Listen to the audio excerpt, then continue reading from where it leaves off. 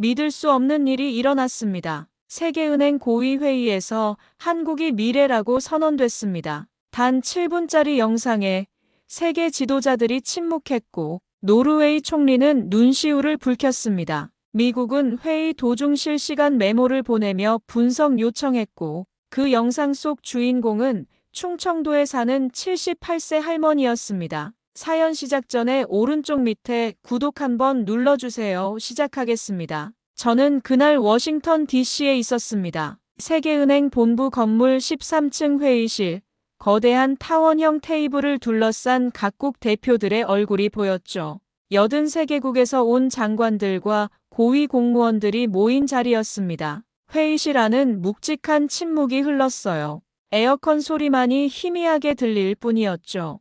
저는 발표자석에 서서 노트북을 켜며 마음을 다잡았습니다. 오늘 발표할 내용이 과연 이들에게 어떤 반응을 일으킬지 궁금했거든요. 한국의 농촌 고령화 대응 사례를 소개하겠습니다. 제가 말하자 프랑스 대표가 먼저 고개를 들었어요. 이어서 캐나다, 아르헨티나 대표들도 시선을 집중시켰습니다. 평소 같으면 스마트폰을 들여다보거나 서류를 뒤적이는 모습들이 보였는데 오늘은 달랐죠.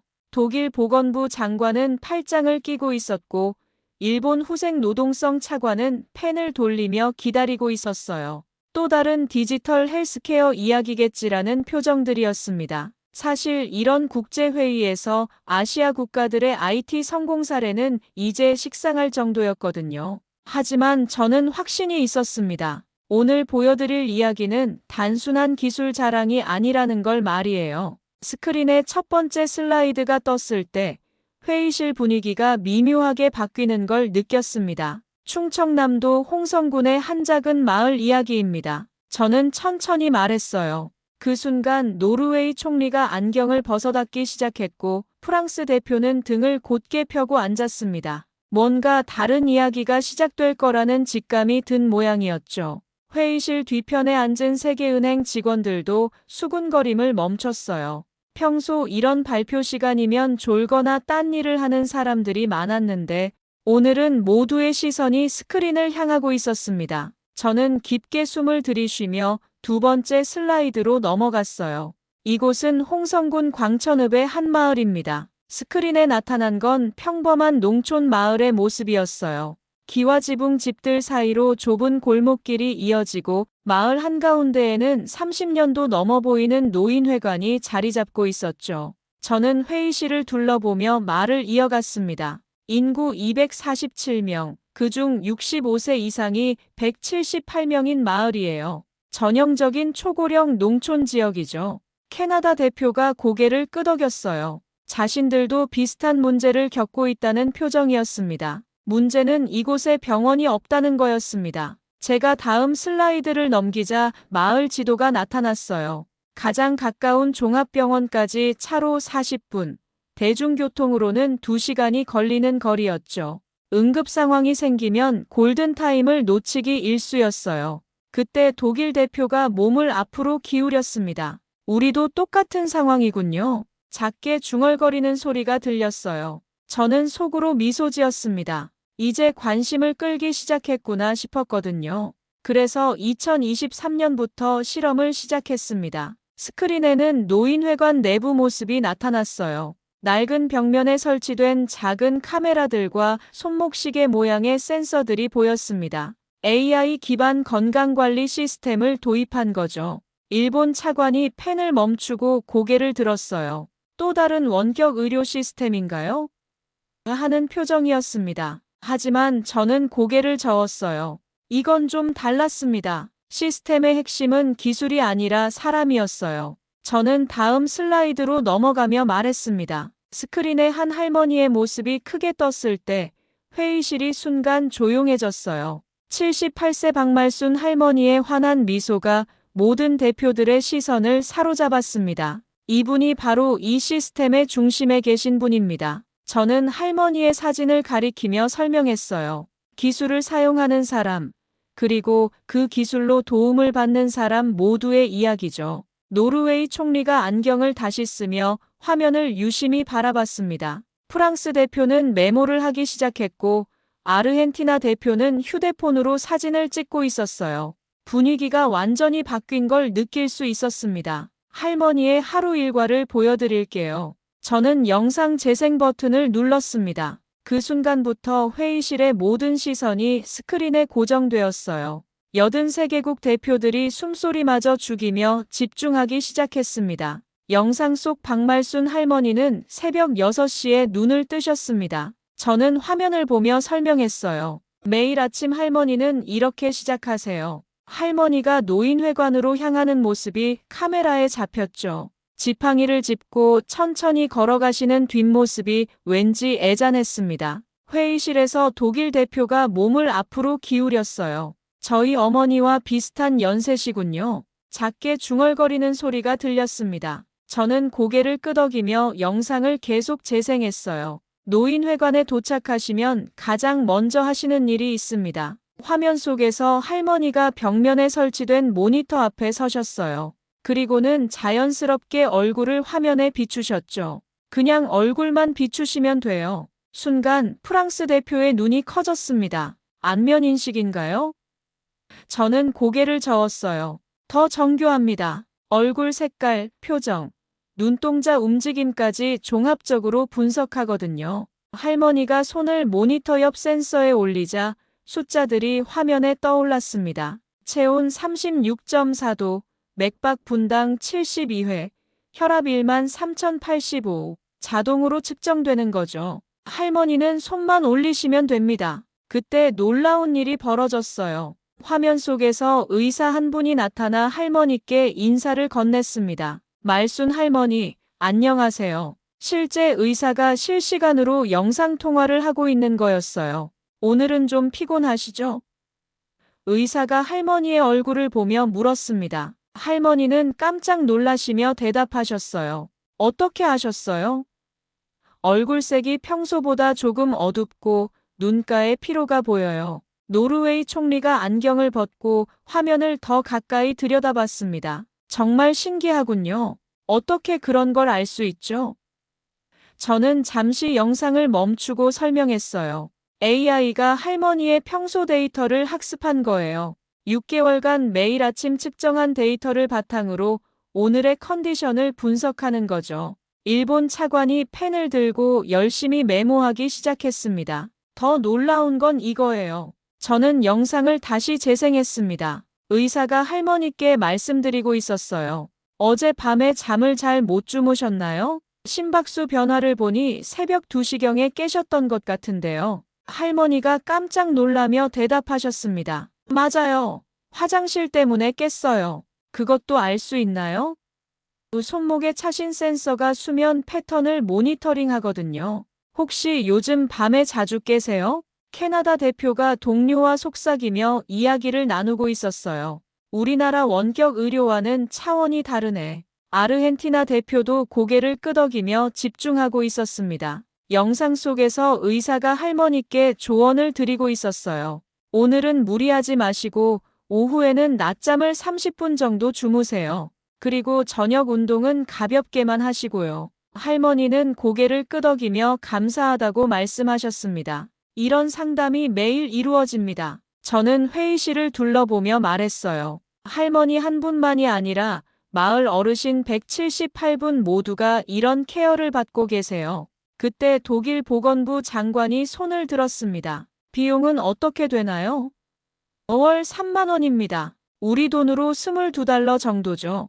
회의실이 순간 웅성거렸어요. 너무 저렴하다는 반응이었습니다. 영상이 끝나자 회의실에 잠시 침묵이 흘렀습니다. 저는 참석자들의 표정을 살펴봤어요. 대부분 생각에 잠긴 듯 했죠. 그때 노르웨이 총리가 천천히 손을 들었습니다. 질문이 있습니다. 총리의 목소리가 회의실에 울려 퍼졌어요. 저는 고개를 끄덕이며 대답했습니다. 말씀하세요. 총리는 잠시 망설이다가 입을 열었어요. 우리 노르웨이도 고령화 문제가 심각합니다. 의료 시스템도 잘 갖춰져 있다고 자부해왔죠. 하지만 총리가 말을 멈췄습니다. 회의실의 모든 시선이 총리에게 집중되었어요. 저는 조용히 기다렸습니다. 총리가 하고 싶은 말이 있는 것 같았거든요. 총리는 고개를 천천히 숙이더니 조용한 목소리로 말했어요. 우리 부모님은 이런 케어를 못 받고 돌아가셨어요. 회의실이 순간 조용해졌습니다. 총리의 고백이 예상치 못한 것이었거든요. 국제회의에서 이렇게 개인적인 이야기를 하는 경우는 드물었어요. 총리는 계속해서 말했습니다. 아버지는 84세에 심장마비로 돌아가셨어요. 혼자 계시다가 쓰러지셔서 3시간 뒤에 발견됐죠. 총리의 목소리가 조금 떨렸습니다. 만약 이런 시스템이 있었다면 독일 대표가 고개를 끄덕였어요. 자신도 비슷한 경험이 있다는 듯 했죠. 프랑스 대표도 표정이 어두워졌습니다. 이런 이야기는 누구에게나 남의 일이 아니었거든요. 어머니는 치매로 고생하셨어요. 마지막 5년간은 요양원에 계셨는데 가족들이 자주 찾아뵙지 못했죠. 총리가 손수건으로 눈가를 닦았습니다. 멀리 떨어져 있으면서도 매일 안부를 확인할 수 있었다면 얼마나 좋았을까요? 저는 총리의 말을 들으며 가슴이 먹먹해졌습니다. 기술적인 설명을 하러 온 자리였는데 이렇게 진솔한 이야기를 듣게 될 줄은 몰랐거든요. 총리는 고개를 들어 저를 바라봤어요. 한국이 부럽습니다. 총리의 말이 회의실에 울려 퍼졌습니다. 우리는 최첨단 병원도 있고 의료진도 훌륭해요. 하지만 정작 부모님이 외롭게 돌아가시는 걸 막지는 못했어요. 일본 차관이 고개를 숙였습니다. 캐나다 대표도 입술을 꾹 다물고 있었어요. 아르헨티나 대표는 안경을 벗고 렌즈를 닦고 있었습니다. 모두 각자의 경험을 떠올리고 있는 것 같았어요. 기술의 문제가 아니었군요. 총리가 다시 말했습니다. 우리는 병을 치료하는 데만 집중했어요. 하지만 정작 중요한 건 매일매일의 돌봄이었던 거죠. 저는 총리의 말에 깊이 공감했습니다. 맞습니다. 우리도 처음엔 기술만 생각했어요. 하지만 박말순 할머니 같은 분들을 만나면서 깨달았죠. 기술은 도구일 뿐이고 진짜 중요한 건 사람과 사람 사이의 관계라는 걸요. 총리가 고개를 끄덕였습니다. 할머니가 매일 아침 의사와 인사를 나누시는 모습을 보니까 마음이 따뜻해지더군요.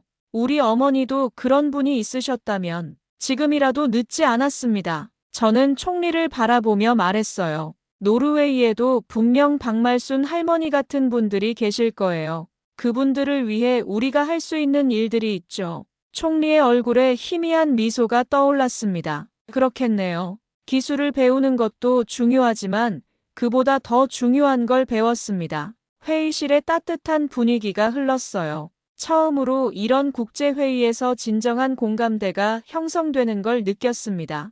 회의가 끝나고 3일 뒤 제 휴대폰이 울렸습니다. CNN 국제부에서 온 전화였어요. 안녕하세요. 세계은행 발표를 봤습니다. 정말 인상적이었어요. 직접 취재하고 싶은데 가능할까요? 저는 깜짝 놀랐습니다. 이런 큰 방송사에서 관심을 보일 줄은 몰랐거든요. 물론이죠. 하지만 마을 어르신들 동의를 먼저 구해야 해요. 당연합니다. 언제쯤 가능할까요? 일주일 뒤 CNN 촬영팀이 홍성에 도착했습니다. 저는 그들을 마을로 안내했어요.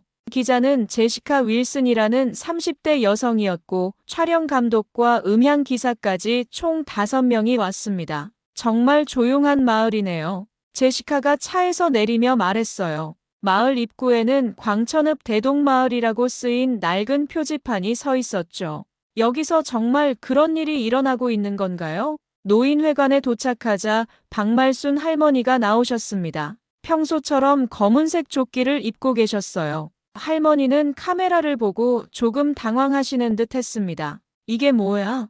텔레비전 찍는 거야? 제시카가 할머니께 정중히 인사했어요. 안녕하세요, 할머니. 저는 미국에서 온 기자입니다. 할머니 이야기를 세계 사람들에게 들려주고 싶어서 왔어요. 할머니는 수줍게 웃으셨습니다. 세계 사람들이 내 이야기를 왜 듣고 싶어 해?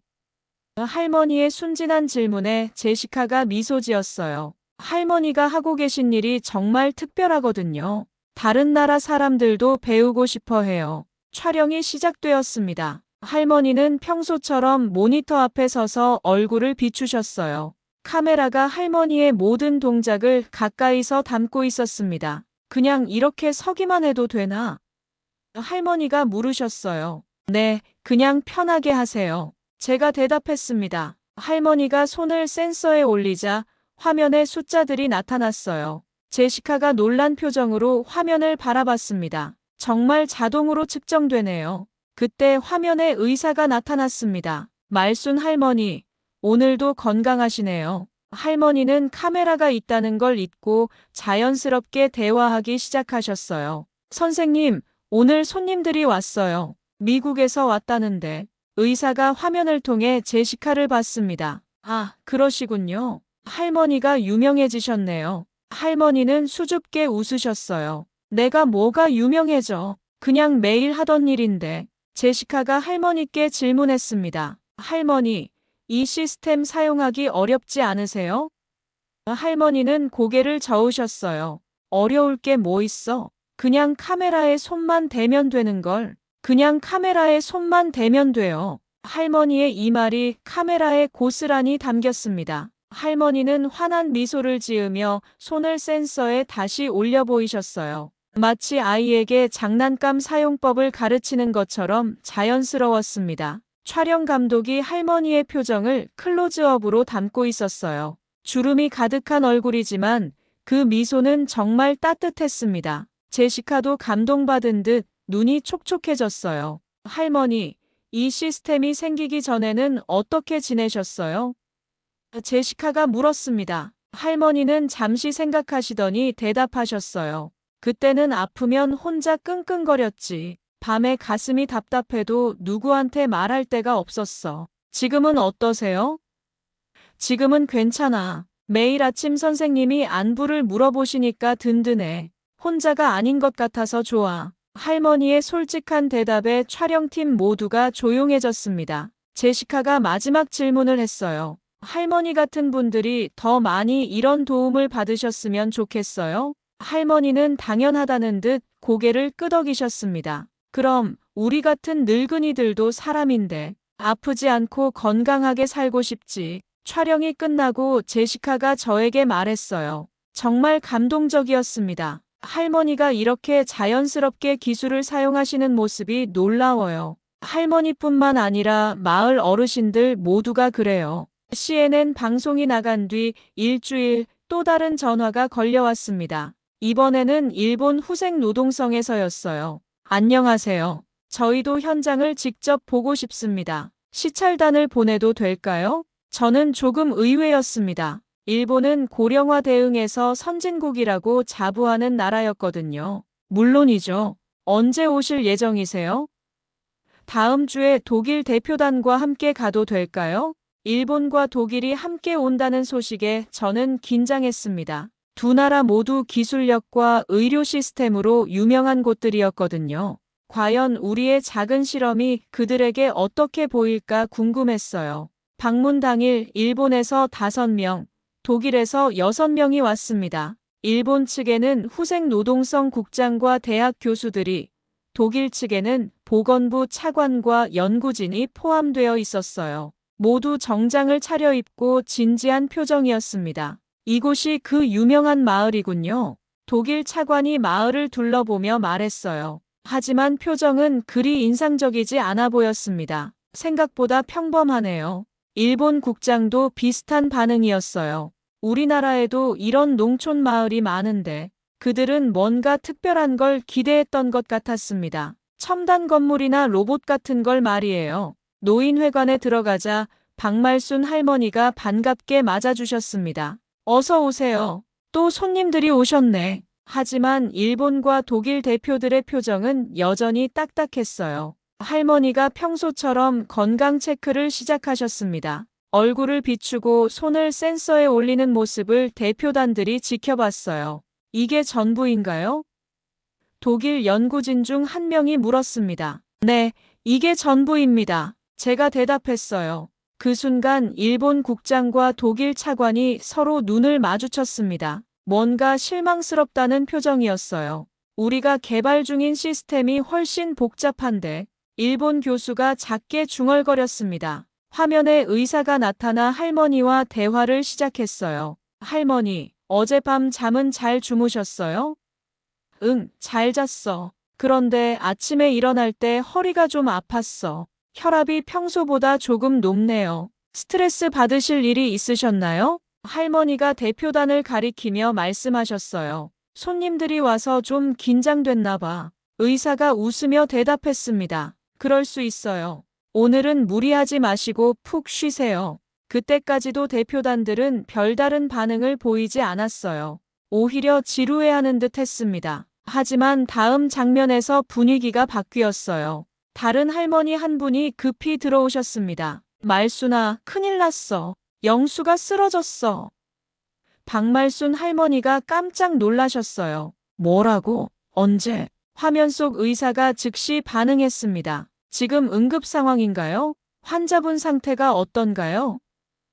새로 온 할머니가 말씀하셨어요. 집에서 갑자기 쓰러져서 움직이질 못해요. 의사가 침착하게 지시했습니다. 119에 신고하셨나요? 아직이면 지금 즉시 신고하세요. 그리고 환자분을 움직이지 마시고 제가 응급처치 방법을 알려드릴게요. 그 순간 일본 국장의 표정이 변했습니다. 독일 차관도 몸을 앞으로 기울였어요.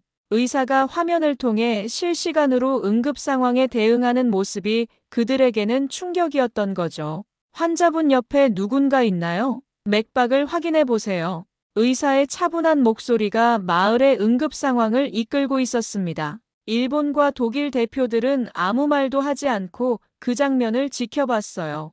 20분 후 구급차가 도착했고 응급 환자가 병원으로 이송되었습니다. 의사는 마지막까지 상황을 파악하며 병원의 환자 정보를 전달했어요. 모든 게 끝나고 나서야 회관에 정적이 흘렀습니다. 독일 차관이 처음으로 입을 열었어요. 우린 기술만 있었지. 목소리가 작았습니다. 일본 국장도 고개를 숙이고 있었어요. 사람이 없었어요. 그들이 깨달은 건 단순했습니다. 아무리 좋은 기술이 있어도 그걸 사람과 연결시키지 못하면 의미가 없다는 거였어요. 할머니들 사이의 끈끈한 관계, 그리고 그것을 기술로 뒷받침하는 시스템. 이게 진짜 혁신이었던 거죠. 한 달 뒤, 저는 다시 워싱턴에 있었습니다. 이번에는 세계은행 연례 총회였어요. 183개국 대표들이 모인 대규모 행사였죠. 저는 메인홀 연단에 서서 마이크를 잡고 있었습니다. 지난달 우리가 본 한국의 사례는 단순한 성공 사례가 아닙니다. 제가 말하자 객석에서 웅성거림이 일었어요. 노르웨이 총리가 앞자리에 앉아 고개를 끄덕이고 있었고 일본과 독일 대표단도 진지한 표정으로 듣고 있었습니다. 이것은 우리가 지향해야 할 미래의 모습입니다. 저는 스크린을 가리키며 계속했어요. 박말순 할머니의 미소가 가득 찬 홀을 비추고 있었습니다. 기술이 사람을 대체하는 게 아니라 사람과 사람을 연결하는 역할을 하는 거죠. 그때 세계은행 총재가 일어났습니다. 데이비드 말페스 총재였어요. 평소 과묵한 편인데 이날은 달랐습니다. 잠깐만요. 총재가 마이크를 들었어요. 홀 전체가 조용해졌습니다. 저는 40년간 이 일을 해왔습니다. 총재의 목소리가 홀에 울려 퍼졌어요. 수많은 프로젝트를 받고 온갖 혁신 기술들을 경험했죠. 하지만 오늘 본 것만큼 감동받은 적은 없었습니다. 객석에서 박수가 터져 나왔어요. 총재는 손을 들어 정적을 만든 뒤 계속 말했습니다. 한국의 홍성 사례는 우리에게 중요한 교훈을 줍니다. 진정한 혁신은 가장 취약한 사람들의 삶을 바꾸는 것이라는 걸요. 저는 총재의 말을 들으며 가슴이 뭉클해졌습니다. 작은 마을에서 시작된 실험이 이렇게 큰 반향을 일으킬 줄은 몰랐거든요. 총재는 연단으로 걸어와 제 옆에 섰어요. 오늘부터 세계은행은 새로운 기준을 세우겠습니다. 총재가 선언했습니다. 모든 개발 프로젝트는 한국의 홍성 모델을 참고할 것입니다. 기술이 아닌 사람 중심의 접근법 말이에요. 객석에서 일본 국장이 일어나 박수를 쳤습니다. 독일 차관도 따라 일어났어요. 곧 홀 전체가 기립박수로 가득 찼습니다. 83개국이었던 지난달과 달리 이번에는 183개국 대표들이 모두 박수를 보내고 있었어요. 한국은 오늘 미래 국가의 기준이 되었습니다. 총재의 이 말이 공식 기록에 남는 순간이었어요. 저는 눈물을 참으며 박수에 답했습니다. 이 모든 영광이 박말순 할머니와 마을 어르신들의 것이라는 생각이 들었거든요. 회의 후 여러 나라 대표들이 저에게 다가왔습니다. 우리나라에도 도입하고 싶다는 요청이 쏟아졌어요. 프랑스, 캐나다, 호주, 뉴질랜드까지 모두가 홍성 모델에 관심을 보였습니다. 하지만 조건이 있습니다. 저는 그들에게 말했어요. 기술만 가져가면 안 돼요. 마음가짐부터 바꿔야 합니다. 할머니들을 진정으로 돌보겠다는 마음 말이에요. 노르웨이 총리가 제게 다가와 악수를 청했습니다. 감사합니다. 우리 부모님이 못 받았던 돌봄을 이제 다른 분들은 받을 수 있게 되겠네요. 총리의 눈가가 촉촉했어요. 그날 밤 호텔에서 저는 박말순 할머니께 전화를 드렸습니다. 할머니, 오늘 전 세계 사람들이 할머니 이야기에 감동받았어요. 그래, 내가 뭘 그렇게 대단한 일을 했나? 할머니의 수줍은 목소리가 들렸어요. 할머니가 웃으시는 모습만으로도 세상이 바뀌었어요. 제가 말하자 할머니가 웃으셨습니다. 그럼 앞으로도 계속 웃어야겠네. 나 웃는 거 좋아하거든. 그 순간 저는 확신했습니다. 진정한 혁신은 복잡한 기술이 아니라 사람의 따뜻한 마음에서 시작된다는 걸 말이에요. 박말순 할머니의 웃음이 세계를 바꾼 거였죠. 6개월이 지난 후 저는 다시 홍성을 찾았습니다. 이번에는 BBC 다큐멘터리 팀과 함께였어요. 전 세계에서 온 견학단들로 마을이 붐비고 있었습니다. 작은 농촌 마을이 국제적인 명소가 된 거죠. 노인회관 앞에는 작은 안내판이 세워져 있었어요. 세계은행 인증 미래형 건강관리 모델 시범 마을이라고 적혀 있었습니다. 하지만 박말순 할머니는 여전히 평소와 다름없이 아침 건강 체크를 하고 계셨어요. 할머니, 요즘 어떠세요? 많은 사람들이 찾아와서 피곤하시죠? 제가 물었습니다. 할머니는 고개를 저으셨어요. 괜찮아. 젊은 사람들이 와서 구경하는 것도 재미있어. BBC 기자가 할머니께 질문했습니다. 할머니는 본인이 유명해지신 걸 아세요? 할머니가 수줍게 웃으셨어요. 유명하긴 뭐가 유명해. 그냥 평범한 할머니인데. 하지만 할머니 덕분에 전 세계 많은 할머니들이 도움을 받게 됐어요. 기자가 설명했습니다. 지금 30개국에서 할머니와 같은 시스템을 도입하고 있거든요. 할머니의 눈이 조금 커졌어요. 정말? 다른 나라 할머니들도? 네, 맞아요. 할머니가 시작하신 일이에요. 할머니는 잠시 생각에 잠기셨다가 말씀하셨어요. 그럼 다행이네. 나 같은 늙은이도 누군가에게 도움이 되는구나. 할머니의 소박한 말에 취재진들이 모두 감동받았어요. 카메라맨은 할머니의 표정을 놓치지 않고 담고 있었습니다. 촬영이 거의 끝나갈 때 기자가 마지막 질문을 했어요. 할머니, 전 세계 사람들에게 하고 싶은 말씀이 있으세요? 할머니는 잠시 생각하시더니 카메라를 똑바로 바라보셨습니다. 우린 그냥 서로 도우며 살아온 것뿐인데. 할머니가 천천히 말씀하기 시작했어요. 그게 그렇게 대단한가요? 이 한마디가 모든 걸 설명해 주는 것 같았습니다. 취재진들이 모두 숙연해졌어요. 할머니는 계속 말씀하셨습니다. 우리 마을 사람들은 원래 그랬어요. 누가 아프면 같이 걱정하고 누가 외로우면 같이 있어주고 기계가 생겨서 더 편해진 것뿐이야. 기계는 그냥 도구일 뿐이에요. 진짜 중요한 건 마음이죠. 할머니의 말이 마이크에 또렷하게 담겼습니다. 서로 아끼고 돌보는 마음 말이에요. BBC 기자가 눈물을 닦았어요. 할머니 말씀이 맞아요. 우리가 잊고 있었던 가장 중요한 거네요. 할머니는 환하게 웃으시며 기자의 손을 잡아주셨습니다. 촬영이 끝나고 저는 할머니와 단둘이 앉아 있었습니다. 할머니, 정말 고마워요. 할머니 덕분에 많은 사람들이 희망을 얻었어요. 할머니는 제 손을 꼭 잡으셨어요. 고마울 게 뭐 있어. 우린 가족 아니야? 할머니의 말에 저는 코끝이 찡해졌습니다. 그래요. 우리는 가족이었어요. 기술로 연결된 게 아니라 마음으로 연결된 가족이었습니다. 해가 지고 마을에 노을이 내려앉았어요. 할머니는 평소처럼 집으로 돌아가셨고 저는 그 뒷모습을 바라보며 생각했습니다. 진정한 혁신은 복잡한 기술이 아니라 사람과 사람 사이의 따뜻한 마음에서 나온다는 걸 말이에요. 박말순 할머니의 한마디가 세상을 바꿨습니다. 우린 그냥 서로 도우며 살아온 것뿐인데 그게 그렇게 대단한가요? 이 질문이 우리 모두에게 던지는 메시지였어요. 가장 소중한 건 결국 서로를 돌보는 마음이라는 거 말이에요. 끝까지 시청해 주셔서 대단히 감사합니다.